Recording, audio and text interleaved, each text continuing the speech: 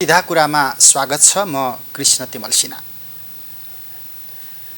हुन त हामीले 2062-63 को जनआन्दोलन पछाडि सुरु भएको सङ्घीयता सहितको मुलुकको अभिलाषा जोसँग हामीले समृद्धिलाई जोडेका थियौँ, विकासलाई जोडेका थियौँ, स्थायित्वलाई जोडेका थियौँ अनि जनताका प्रतिनिधिले जनपक्षीय ढङ्गबाट काम गर्छन् भन्ने अपेक्षा पनि हामीले सँगसँगै जोडेका थियौँ र त्यो अपेक्षालाई पछिल्लो पटक दोस्रो संविधान सभाको निर्वाचनपछि आएका जनप्रतिनिधिले संविधानमा केही हदसम्म लिपिबद्ध गरे पनि भनेका हौँ।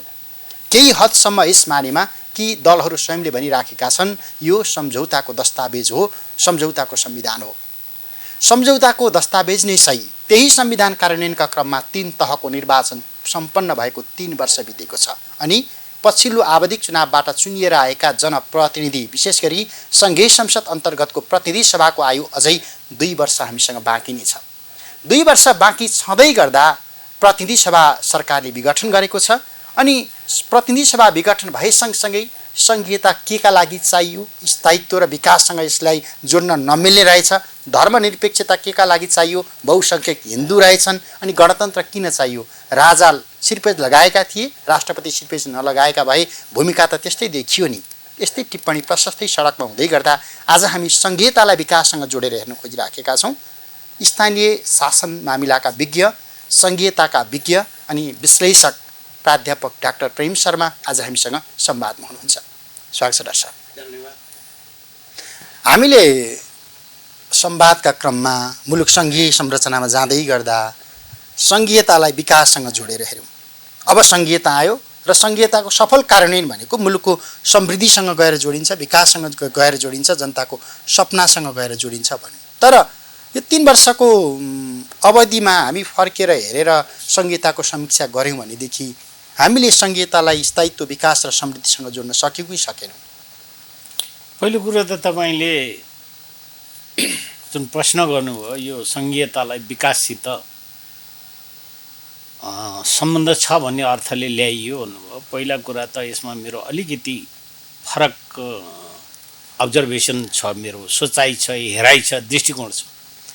सङ्घीयता ठुलो तामझामका साथ, अध्ययन अनुसन्धानका साथ यसको अपरिहार्यता अथवा आवश्यकतालाई बोध गरेर ल्याइएको संविधानमा होइन, यो कुरा नबिर्सौँ। किनभने अन्तर्निहित संविधान 2063 को निर्माण भइसकेपछि चौथो संशोधनमा यसलाई समावेश गरिएको र यो सङ्घीयता भनेको सर्वोपरि नेपालको विकास अथवा समृद्धिको नेपालको समृद्धि अथवा नेपाली जनताको सुखी मुहार रूपान्तरणको लागि ल्याइएको कुरोसित एउटा टुल्स मात्रै हो, यो औजार मात्रै हो, माध्यम मात्रै हो। किन भन्दा हामी यसको आगमन, यसको हामीले परिकल्पना किन गऱ्यौँ त भन्दा विगत करिब 40-45 वर्षमा हाम्रो नेपालमा त्यो खासै भनियो भने पञ्चायत कालमै 2022 सालदेखि नै विकेन्द्रीकरणको अवधारणा अनुरूप शासन पद्धति अगाडि लैजाने भनियो। यो अधिकार सम्पन्न गर्ने एउटा माध्यम हो। यो विकास भन्दा पनि जनता बढी सशक्तिकरण भए, सर्वशक्तिमान भयो भने उहाँहरू जनताकै माध्यमबाट जनताको लागि जनताले विकास गर्छन् भन्ने अर्थले विकेन्द्रीकरण अनुकरण गरिएको हुन्छ। यो तेस्रो मुलुकहरूमा अथवा विश्वका तेस्रो मुलुकहरूमा यो जब नवोदित राज्यहरूमा सरकारहरूले यो अङ्गीकार गरेका हुन्। त्यो विकेन्द्रीकरणको अवधारणा नेपालमा त्यति सशक्त र प्रभावकारी नभएको कारण जनता सशक्तिकरण भएनन्। विकास निर्माणहरू जनताको पहलमा, सहभागितामा यसलाई बढी उपलब्धिमूलक गर्न सकिएन भन्ने अर्थले यसको विकल्प सोचिएको, त्यही विकल्पको रूपबाट यो संहिता अहिलेको संविधान 2072 बोक्यो, अब ल्याइएको। अब मैले अझ रोकेँ, तपाईँलाई फेरि मैले रोकेँ। हामीले त भन्यौँ नि त सङ्घीयता केन्द्रीकृत शासन पद्धतिको विकल्प हो। गाउँ गाउँमा सङ्घीयता कार्यान्वयन भएपछि सिंहदरबार गाउँमा पुग्छ, जनता समृद्ध हुन्छन्, सिंहदरबारको अधिकार गाउँले प्रयोग गर्छ भनेपछि त सङ्घीयतालाई त त्यही अर्थमा बुझ्नु पर्यो। र गाउँको सिंहदरबार राज्यको आन्तरिक पुनर्संरचना मार्फत हामीले परिकल्पना गऱ्यौँ, सात सिमाना निर्धारण गऱ्यौँ। भन्दा मैले मात्रै के जोड्न खोजिराखेँ भने हामी अब 3 वर्ष भोग चलन गरिसके पछाडि सङ्घीयताको उपदेयतामाथि बहस अथवा प्रश्न गर्न सक्ने कालखण्डमा पुग्यौँ कि पुगेनौँ? अब पहिला त हामीले के सोच्नु पर्यो भने संहिता होइन, यो अहिलेको नयाँ संविधानलाई कार्यान्वयनको क्रममै छौँ हामी, जसमा कि हामीले 3 तहकै सरकारहरूको निर्वाचन सम्पादन गरिसकेपछि अब हामी विकास निर्माणमा, हाम्रो युद्ध भनेको विकास निर्माण, हाम्रो झगडा भनेको विकास निर्माणमा अगाडि हो भन्ने कुरा हामीले परिकल्पना गरेकै हो। र संहितालाई पनि पछि परिभाषित गरिएर के भन्यो भने यसले नेपाली जनता हिजो जुन वञ्चित भएको अवस्थामा थिए, उहाँहरूको अधिकार सम्पन्न थिएन, विकास निर्माण उहाँहरूको सविता भएन अथवा ओनरसिप त्यसको अपनत्व भएन भन्ने अर्थले यसलाई ल्याइएको हो, नभएको होइन। हुन त हिजो झन्डै 19 वर्षको स्थानीय निकायको चुनाव नहुँदा पनि त्यसको सामुदायिक विकास कार्यक्रम, स्थानीय शासन तथा सामुदायिक विकास कार्यक्रमबाट केही जनताहरूको पहलमा विकास निर्माण गर्ने पहल गरिएको हो। हाम्रा दात्री निकायहरू अथवा हाम्रा विकासकर्मी साझेदारीहरूसितबाट हामी त्यो सहकारी गर्दै आएको। स्थानीय विकास मन्त्रालय अन्तर्गत अहिलेको सङ्घीय मामिला तथा सामान्य प्रशासन मन्त्रालय अनुसार हिजोको सामान्य स्थानीय विकास मन्त्रालय थियो, त्यसअनुसार गर्दै आइएको त हो। तर के भयो भन्दा अहिले अब यो माइनर चिजमा फसियो, किनभने सरकारको एउटा पुनर्संरचना र सम्पूर्णता अङ्ग भइसकेपछि स्थानीय सरकार पनि बन्यो, प्रदेश सरकार पनि बन्यो, सङ्घीय सरकार पनि बनिसकेपछि हाम्रो सरकार आफ्नो ठाउँमा आफ्नो दायित्वमा पहिलो त के भने संहिताको अभ्यासमा विगतमा लामो अनुभव नभएको कारण अल्मलियो। अलमल सिंहदरबारमा भयो कि अलमल प्रदेशमा भयो? सबै ठाउँमा भयो, सबै ठाउँमा भयो। अझ सबैभन्दा धेरै त केन्द्रमै भयो भन्दा छु मैले, सिंहदरबारमै भयो। बोलियो, हामीले अधिकार दिएको छ, अब सिंहदरबार अधिकार स्थानीय तहमै छ, त्यहीँबाट अब सम्पूर्ण कुरा हुन्छ भन्ने कुरा एउटा कागजमा गराइयो। तर आफूमा त्यो भएन। हामी त केमा फस्यौँ भन्दाखेरि कसरी एउटा दलको सरकार, त्यही पनि 2/3 बराबरको सरकारले कसरी अगाडि जाने भन्ने कुरामा अगाडि पनि राम्ररी सोच्नेतर्फ हामी उन्मुख भएनौँ। अब छोडिदिनुहोस् यो विकास सिकास, सबै कुरा छोडिदिनुहोस्। जनताको दैनिकी सेवा प्रवाहमा समेत वास्ता नगरिकन दल यस्तोमा फसियो कि आफ्नो दलभित्रैको असन्तोष र यो हाम्रो यो बहुदलीय व्यवस्था पुनर्स्थापनापछि अङ्गीकार गरिएको हामी जस्तै प्रबुद्ध क्षेत्रबाटै अलिकति हामीबाट केही गति त्रुटि हुन गएको छ। यो भागभण्डा गर्ने, हाम्रो विश्वविद्यालयमा पनि भागभण्डा गर्न थालियो सबै, किनभने निर्वाचन गर्दाखेरि ठुलोले सभापति खाने, त्यो मुनिकोले महासचिव खाने भन्ने तर यस्तै बाँडफाँड गरेरै हाम्रा साङ्गठनिक संरचनाहरू यस्तै तरिकाले बनाइयो। अलिकति लेफ्टिस्टले भागमा लिने, अलिकति राइटिस्टले भागमा लिने, अथवा नेपाली कङ्ग्रेस लिने, के अरे एमाले लिने भन्ने तरिकाबाट, अनि पछि फेरि सत्तामा नेकपा माओवादी आएपछि माओवादीले दिने भने, अनि मधेस केन्द्रित दललाई दिने भने, यसरी भागभण्डा गर्दा त्यो रोग, त्यो भाइरस कहाँ आइपुग्यो त भन्दा एक मन्ना सरकार एउटै दलभित्र पनि भागभण्डामा आइगयो। हामी कहाँ फस्यौँ भन्दा विकास हिसाबतिर हाम्रो हिसाब किताब रहेन। हाम्रो हिसाब किताब केमा रह्यो भने भागभण्डातर्फ उन्मुख भयौँ। त्यो भागभण्डातर्फ उन्मुख भइसकेपछि यस्ता संहिता कुरातिर गफ गर्ने फुर्सद कसैलाई छ र छैन। अहिले जनतालाई सेवा प्रवाह गर्ने फुर्सद कसलाई छ र छैन। कहाँ आमसभा गराउनपट्टि सफल गराएर धेरै मास देखाउनपट्टि त्यतातिर केन्द्रित छ। अझ अहिले संसारभरि फैलिएको महामारीको सङ्क्रमणको तर्फ हाम्रो सरकारले एउटा उर्दिके जाहेर गरिएको छ भने यो स्वाभाविक हो। हामी धेरै मान्छेहरू हुलमुट्ठामा जान हुँदैन, यस्तो गर्न हुँदैन, कलेजहरू बन्द गर्ने, स्कुल बन्द गर्ने, भोज भतेर बन्द गर्ने समेत एकातिर उर्दैछ। अर्कोतिर हामी के गर्न पनि सुरु गरिसक्यौँ भन्दा ट्रकमा गाउँबाट मान्छे ओसारेर सहर ल्याएर भिड देखाउने समय गऱ्यौँ। अब हेर्नुहोस् कति जायज कि नजायज कि हामी के कुरामा फसिराखेका छौँ भने यस संहिताका सवालहरूमा हामी किन फसिराखेका छैन भने हामीमा साँच्चै इमान्दारपूर्वक भनियो भने संसदीय व्यवस्थामा अभ्यास नभएका हामी अहिलेका दलभित्रका सञ्चालक पर्यौँ। त्यस्तै गरी सङ्घीयता त झन् धेरै टाढाको कुरा थियो। त्यसमा पनि हामीले संसदीय अभ्यासमा पनि हामीले बेलायती मोडेलको वेस्टमिनिस्टर मोडेलको सङ्घीयता अथवा पद्धति ल्यायौँ। त्यसभित्र फेरि बेलायतमा सङ्घीय शासन प्रणाली छैन, भारतको अथवा अमेरिकाको जस्तो हामी परिकल्पना गर्न थाल्यौँ। त्यसो हुँदा कता कता नमिलेको एउटा सोच छ। अर्कोतर्फ अहिलेको सरकार नेपाल कम्युनिस्ट पार्टीको सरकार भने त नाम मात्रैको सरकार रह्यो। किन भन्दा नाममा कम्युनिस्ट मात्रै हो, तर व्यवहार र परिपाटी र अभ्यासमा त कम्युनिस्ट जस्तो त कुनै पनि आभासै भेटिँदैन। त्यसै कारण अनि उहाँहरूको सोचाइमा हिजो उहाँको स्कुलिङ केमा थियो त भन्दाखेरि मार्क्सवादी दर्शनमा थियो, माओवादी दर्शनमा थियो। तर त्यो दर्शन र संसदीय दर्शन त मिल्दैन, यसको परिपाटी नै फ्युजन हुन सकेन, उहाँले मिलाउन सक्नु भएन। जसको परिणाम सङ्घीयताको कार्यान्वयन समेत अहिले के देखा पर्ने त फङलङ एक किसिमले प्रदेश सरकारहरू पनि अहिले हेर्नुहोस्, प्रदेश सरकारलाई पनि ह्यान्डल गर्ने क्यापासिटी पनि भएन।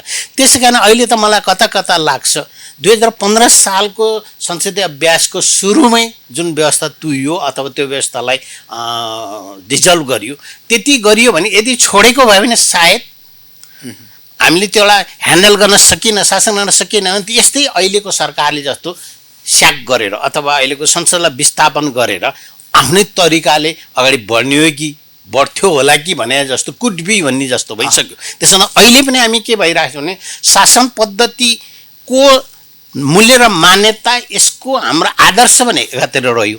अब अहिले पनि समस्या कहाँ हो जरो? आदर्श एकातिर, अभ्यास एकातिर, मनोदशा एकातिर भयो। फेरि सोचाइ एकातिर छ, कार्यकर्ता एकातिर प्रशिक्षण गरिएको छ अथवा तल्लो स्तरलाई एउटा किसिमको भारी बोकाइएको छ, एउटा अधिकार दिइएको छ। तर आफूले माथि अधिकार लिँदाखेरि संहिता विपरीत किसिमको अधिकारहरू पनि लिएको छ। जस्तै भनौँ न, अब स्थानीय सरकार त भङ्ग गर्न सक्दैन सङ्घीय सरकारले, तर प्रदेश सरकार आवश्यक पर्यो भने भङ्ग हुने अवस्थाको त्यो अधिकार आफैले लिएर बसेको अवस्था छ। र अहिले भन्ने भने कता काहीँ हाम्रो खर्चको दृष्टिकोणबाट सङ्घीयता नेपालमा त्यति प्रभावकारी तरिकाले अगाडि जाला जस्तो देखिन्छ। तपाईँले भन्नुभयो सङ्घीयता र विकास जोड्नु भन्नुभयो नि।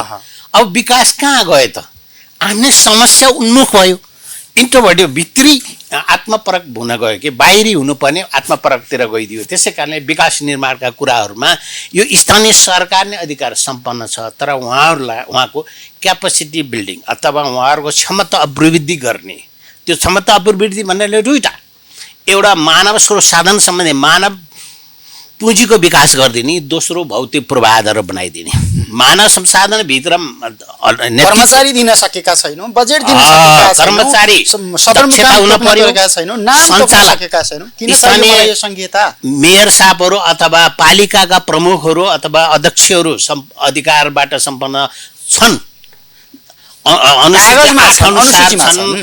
अनुसार होलान्, तर उहाँहरूले त्यसलाई अङ्गीकार गरेर कार्यान्वयन गर्नेको क्षमता वृद्धि भएकै छैन। हामीले कुन ठाउँमा प्रशिक्षण गरेका छौँ र हाम्रा स्थानीय प्रशिक्षण प्रतिष्ठानहरू त्यत्तिकै डिफङ अवस्थामा छन् होइन। जस्तै जाउलाखेलै त्यो अवस्थामा छ, पोखरा नगरपालिका त्यहाँदेखि छन् त्यत्तिकै छ, झापाको त्यस्तै होला, नेपालगञ्जको त्यस्तै होला। त्यसमा स्तरप पनि हामीले सोच्ने फुर्सदै भएन, गर्दै गरेनौँ। हामीले त्यसै हुन्छ भने लहैलैमा अगाडि गयौँ। त्यसै कारणले हाम्रा विकास निर्माण जोड्नै सकेनौँ, संहिताले विकासलाई जोड्न अवरोध हुन पुगेका छन्।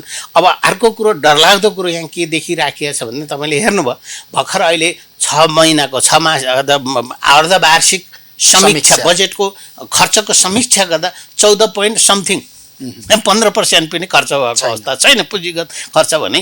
यसरी विकासलाई कसरी हामी उ गर्न सकिन्छ? अझ त्यसमा पनि भन्ने हो भने त साधारण प्रदेशको बजेट त त्यति पनि छैन होला।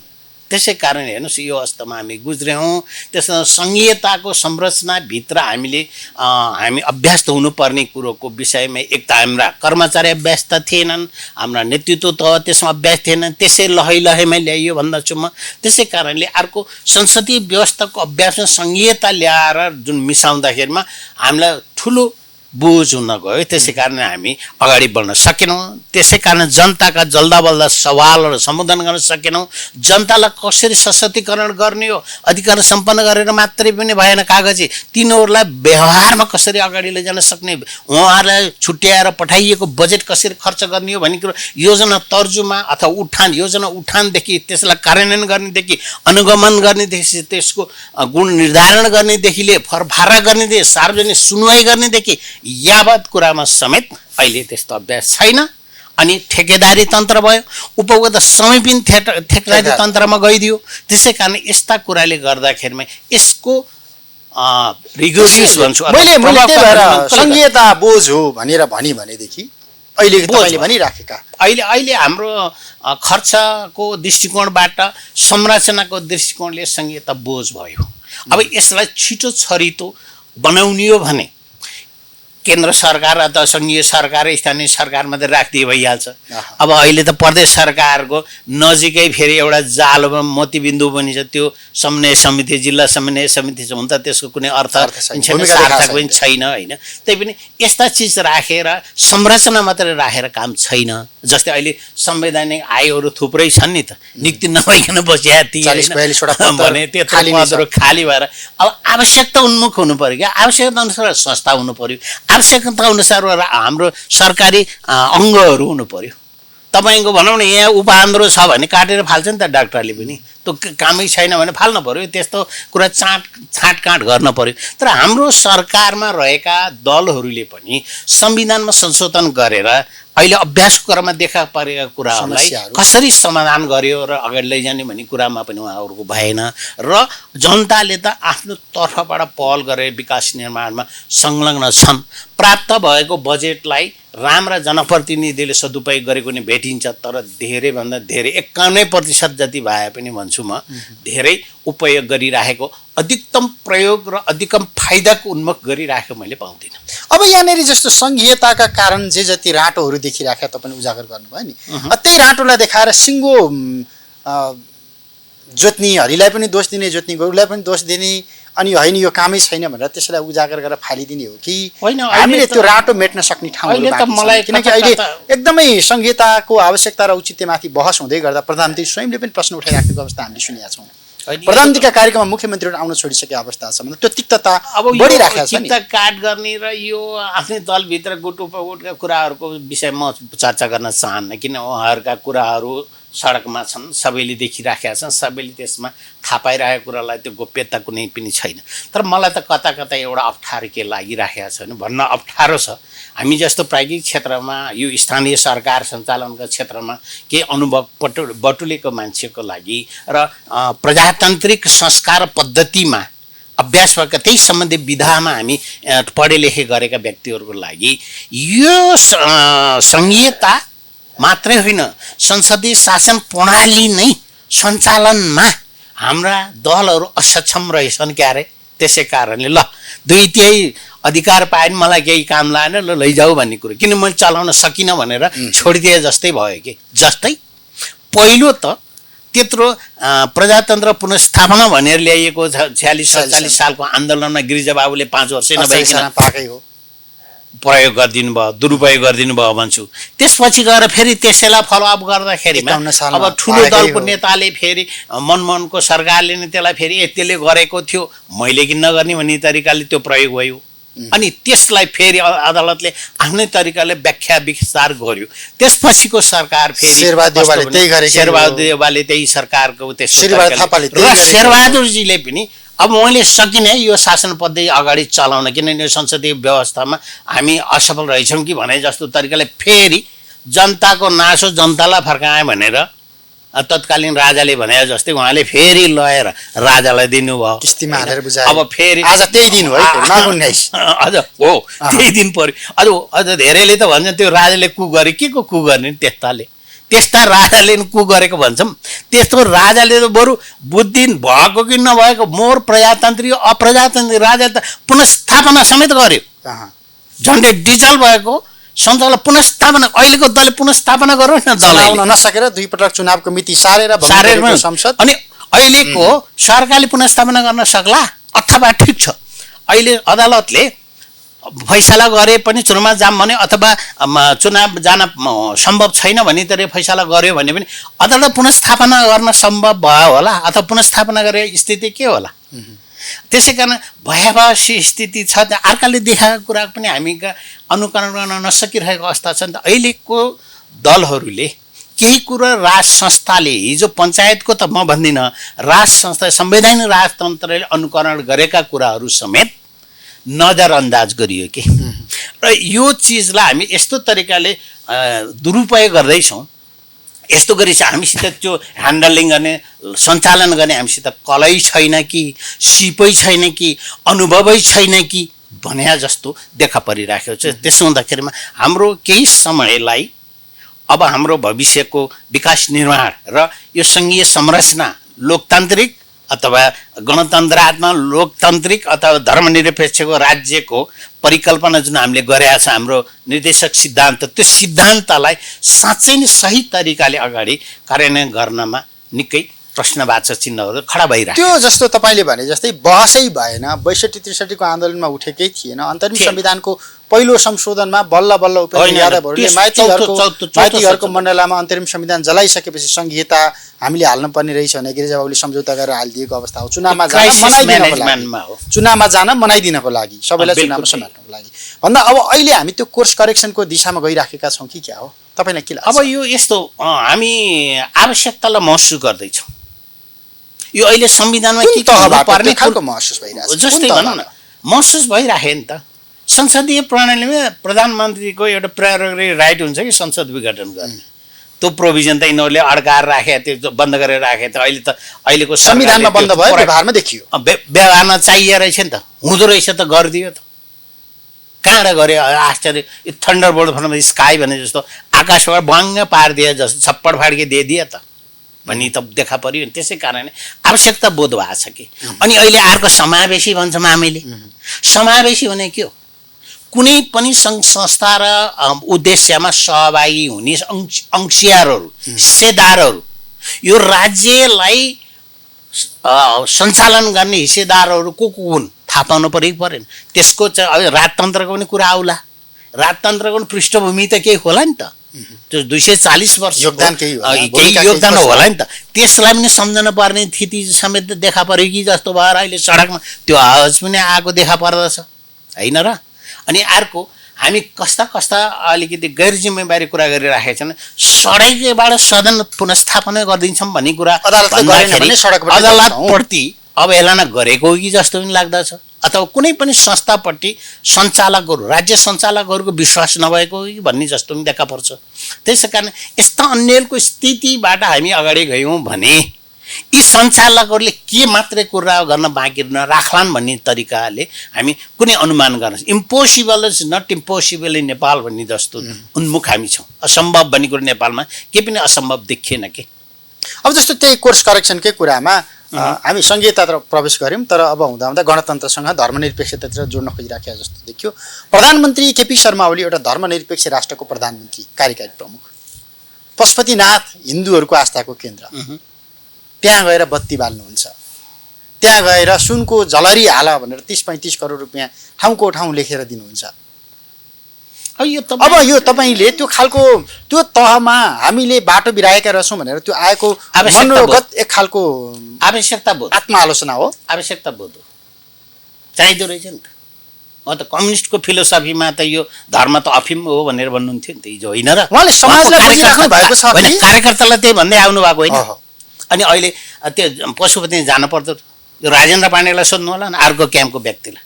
त्यत्रो ऊ महायज्ञ लगाएर अहिले मनमोहन मेमोरियल हस्पिटल सिर्जना गर्ने उहाँको भूमिका छैन?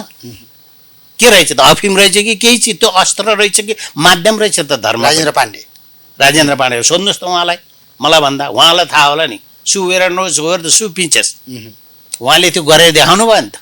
त्यसै कारण आवश्यकता बोध भइरहेको छ कि अहिले मैले भन्दैछु कुरो ठ्याक्कै तपाईँले ल्याउनु भयो कि राज्यका स्टेक होल्डर अंशियारहरू को जसले ठ्याक्कै राज्यलाई प्रतिनिधित्व गर्छ, जसले राज्यमा हामीले विदेशतिर लैजान्छ, राज्यको ओनरसिप लिन्छ अथवा त्यसले आफूलाई अपनत्व गर्छ।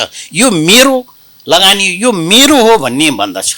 फर्स्ट मैले भन्छु नेपाल हो, नेपाली हो, त्यसपछि व्यवस्था तेस्रोमा पर्छ व्यवस्था। किन व्यवस्था आउँछ जान्छ, नेपाल रहे नेपाली रहन्छ। त्यसो न पहिलो नेपाल हो, त्यसपछि नेपाली हो, त्यसपछि बल्ल नेपालीलाई सुहाउँदो व्यवस्था हो। त्यसै कारण व्यवस्था नेपालीलाई नेपाल चाहिएको किन अस्तित्वको सवाल छ, न कि व्यवस्था हो। त्यसै कारण अलिकति हामीले प्रायोरिटी पनि पहिचान गर्न सकेका छैनौँ, प्राथमिकीकरण गर्न नै सकिरहेका छैनौँ र राज्य सञ्चालनमा कसको भूमिका रहन्छ, हिस्सेदार को रहन्छ, अंशदार को रहन्छ भन्ने कुरो पहिचान पनि छैन। के एउटै पार्टीले चलाउने हो आलो पालो हुन सक्छ। जसले राम्रो प्रतिफल दिन्छ, जसले राम्रो रूपान्तरण गर्छ, त्यो पार्टीलाई त जनताले दिन्छ। पार्टी जुत्नु भन्दा पनि जनतालाई लोकप्रिय हुने, जनतालाई पाच्य, जनतालाई अनुभूति गर्ने खालका कार्यक्रमहरू अगाडि ल्याउने बित्तिकै त अटोमेटिक जनता त्यसै माथि आउँछ नि। अहिलेका दलहरूले विगतको चुनावमा यही कुरा कुर्बानी गरेका थिएनन्। हामीलाई राम्रो बहुमत दिनुहोस्, 2/3 वरिपरि दिनुहोस्, हामी तपाईँलाई सुशासन दिन्छौँ, समृद्धि दिन्छौँ, सुखी बनाउँछौँ, रूपान्तरण गर्छौँ। याद कुरो होइन, नदिएको त मैले त्यही भन्दैछु। दिँदै पनि अहिले हातमा पाइसकेपछि त्यसलाई प्रयोग गर्न नसक्दाखेरि म के भन्दछु भने यो त के को हातमा नरिवल जस्तो उन्मुख भयो। त्यसै कारण अब हामी कतातिर लिडिङ गर्दैछौँ, जसलाई आयो भने त्यस्तै स्थिति। अहिलेको केपी शर्मा ओलीको चेयरबाट भोलि अर्कोको हातमा त्यही पावर जाँदाखेरि स्थिति त्यस्तै आउने स्थिति देखा पर्यो। कल्चर कहाँबाट ल्याइयो भन्दा भागबण्डा, प्रजातन्त्र भागबण्डा हुँदैन। अझ म त के पनि भन्ने गर्छु, यो त प्रतिस्पर्धी व्यवस्था हो, यसमा कोटा सिस्टम पनि हुँदैन। तर उहाँहरू जनताको बहुदलीय जनवाद प्रतिस्पर्धाबाट निर्वाचित भए अब यो चित्र त त्यही छ। अब यो म के भन्छु भने त्यो जुन निर्वाचन र अर्को चाहिँ यो तानो हो कि निर्वाचन एउटा छ समानुपातिक र तानावादिक भन्छु म। अब तानै ल्याउने आफ्नो परिवारहरू इत्यादिहरू ल्याउँदाखेरिमा अनि गन्दागोली यो हुन गएको होइन। साँच्चै नै राज्य सञ्चालकमा ठिक ठाउँमा ठिक व्यक्तिहरू कहाँ छन् र? त्यत्रो 42-43 जना संवैधानिक आयोगहरूमा मान्छेको आवश्यकता थियो भने हिजो किन त्यस्तो नियुक्ति भएन? ती संरचना किन बनाइयो? आज तिनको परिचालन किन भएन? मैले भनिरहेको छु, स्थानीय सरकारलाई सबलीकरण गर्नको निम्ति, क्षमता वृद्धि गर्नको निम्ति स्थानीय तहमा हिजो पञ्चायतकै कालदेखि नै पञ्चायत प्रशिक्षण केन्द्र ठाउँ ठाउँमा बनाइएको थियो। अभियानहरू चलाउँथे त्यो पञ्चायतमा पनि। हुन त त्यो पनि एउटा आफ्नो राजनीतिक स्वार्थलाई परिपूर्ति गर्ने कि त्यो व्यवस्थालाई, निर्दलीय पञ्चायती व्यवस्थालाई टिकाउने किसिमको कार्यक्रम हुँदो हो तापनि एउटा राज्यले लक्षित गरेको कार्यक्रमलाई प्रशिक्षण गर्ने संस्थाहरू किन आज निकम्पा भएर बसे त? कसले प्रशिक्षण गर्ने? यिनले प्रशिक्षण गर्ने भनेको मार्क्सवादी सिकाउने हो। तर हामीले अनुकरण गरेको बेलायतको वेस्टमिन्स्टर मोडेल हो, जहाँ कि संसदीय व्यवस्थाको मूल्य र मान्यता हुन्छ, जहाँ संविधानै छैन। हामी चाहिँ एउटा आदर्शका कुराले, नैतिकताका कुराले, मूल्य र मान्यताका कुराले शासन गर्ने पद्धति अङ्गीकार गरेका छौँ। तर हामी त लेखाइ पनि नभएको, लेख्नै पर्ने पनि कार्यान्वयन नहुने कुराहरूमा हामी अभ्यास भएर गएको स्थितिले गर्दा आज संहिता समेत कता भड्खालामा हाल्ने हुन् कि भन्ने अवस्थामा गयो। प्रश्न संहिताको उठ्यो, प्रश्न धर्मनिरपेक्षता पनि उठ्यो। अब धर्मनिरपेक्षता आवश्यकता माघ 19 आज हो। आज राति गैराती अभ्यास गर्यो। आज राति सेनाले, हुन त हामी भोलि यसको चक्रपथमा सेनाले पहिलो पटक सैन्य टुकडी सहितको एउटा अभ्यास मार्च पास गर्दैछ आज राति भनेर सेनाले पुष्टि गरिसकेका छ। नेपाली सेनाले राजदरबारको मूल ढोकामा उभिएर प्रधानमन्त्रीले सम्बोधन गर्दैछन्, शक्ति प्रदर्शन गर्दैछन्, जसलाई हामी नारायण हिट्टी सङ्ग्रहालय भनिराखेका छौँ। त्यो शक्ति सेनाको परमाधिपति बस्ने त्यो दरबारको अघिल्तिर बसेर प्रधानमन्त्रीले सम्बोधन गर्ने, सेना चक्रपथमा मार्च पास गर्ने माघ 19 को दिन पारेर, त्यो शक्तिको पनि आवश्यकता बोध भयो। पक्कै भयो होला। होइन भने अहिले यो किन त्यता गरियो? अझै अहिले त प्रधानमन्त्रीले एउटा आह्वान गरेको नि कता मैले सुने, 10 वर्ष द्वन्द्वकालमा मारिएका शहीदका परिवार र त्यतिखेर संलग्न भएका सहभागी भएका गुरिल्लाहरू योद्धाहरूलाई पनि उहाँले समावेश गर्ने कुरामा समेत उहाँले आवश्यकता लोकतान्त्रिक योद्धा महसुस घोषणा गर्नु। गरिसक्नुभयो उहाँले। अब त्यो त हुन त उहाँले छोडिक तरिकाले गर्नुभयो होला। उतातिर कमरेड प्रचण्डको हाराहारीमा उहाँले तपाईँहरूलाई मैले माया गरेको छु, बरु मैले हेरेको छु भन्ने देखावटी होला। तर पनि राज्यको सञ्चालकको अंश त हुन् नि त्यो पनि। उनीहरूको बलिदान छ नि त, शहीदहरूको बलिदान छैन के नागरिक समाजको बलिदान छैन। तर नागरिक समाज पनि अहिले कस्तो हुँदै गयो भने मन्त्री खाएको त नागरिक समाजको पङ्क्तिमा अग्रस्थानमा माइती घरमा अगाडि बस्छन् बा। हामी के कुनै पार्टीको पोलिट ब्युरो सदस्य, अब म एउटा स्थायी कमिटी विश्वविद्यालयको मास्टर, मैले के भन्ने होला, कसैको झन्डा बोकेर हिँडे भए त सायद अहिले कतै राजदूतको पदमा हुन्थ्यो होला अथवा कतै हुन्थ्यो होला। मैले त्यो गरिनँ। तैपनि दारी पालेका कारणले नि मलाई नै कता कता आरोप लाग्छ कि दारी पाल्नै हुँदैन, अलि चर्को बोल्नै हुँदैन, सरकारले गरेका कमी कमजोरीलाई टिक्का टिप्पणी गर्नै हुँदैन। के यो विडम्बना हो कि यही हो उदारतन्त्र, के यही हो संसदीय अभ्यास भन्दाखेरि हामीलाई कता कता काउकुती लाग्छ। त्यसै कारण हामीले पढेका, व्यवहारमा बगेका, हामीले सङ्घर्ष गरेर हाम्रो पनि अङ्गभङ्ग भएकै छन् यो आन्दोलनको दौरानहरूमा धेरै सङ्घर्ष। म पनि सायद 36 सालदेखि आन्दोलनमा थिएँ।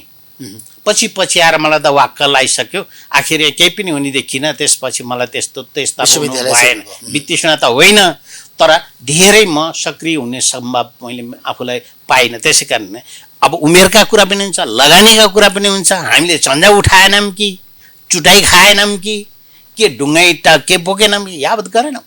त्यसो हुँदा हामी त्यसतर्फ पनि अलिकति सोच्नु पर्दछ। र मैले देख्दछु, म नेपालभरि सबै 77 जिल्ला घुमे व्यक्ति पनि गाउँ पनि पुगेको छु। समुदायसित सहभागी भएर विभिन्न होमस्टेहरूको कार्यक्रममा नि संलग्न हुन्छु। उहाँहरूका आवाज, उहाँका तरिकाहरू हेर्दछु। अहिले त मैले त कता काहीँ त के पनि देख्छु भने स्थानीय सरकारले बजेट खर्च गर्न नसकेर गेट बनाउन दिइराखेको छ, पैसा गेट चौतारो खर्च। अनि अहिलेको अर्थमन्त्रीले यो पुँजीगत खर्च धेरै खर्च गर्ने देखाउनुहोस् भने भन्दै हुनुहुन्छ। त्यो खर्च गर्ने नि त एउटा मेकानिजम छ नि त, पद्धति छ, प्रोसेस छ नि त।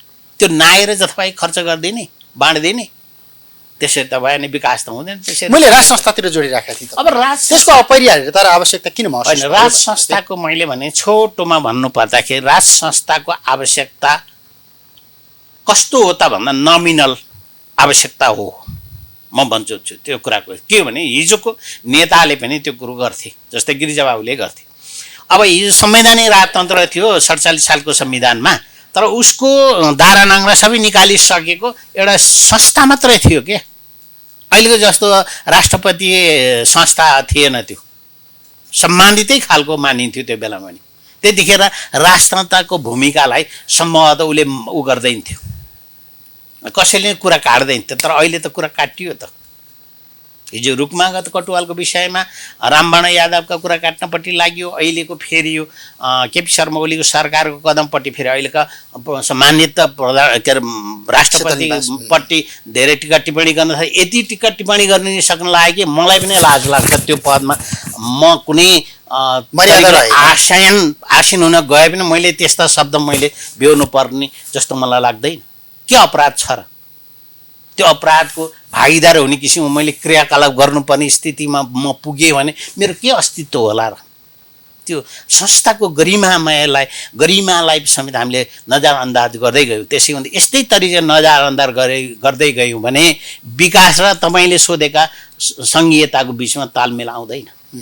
तालमेल आउने कहाँ हो?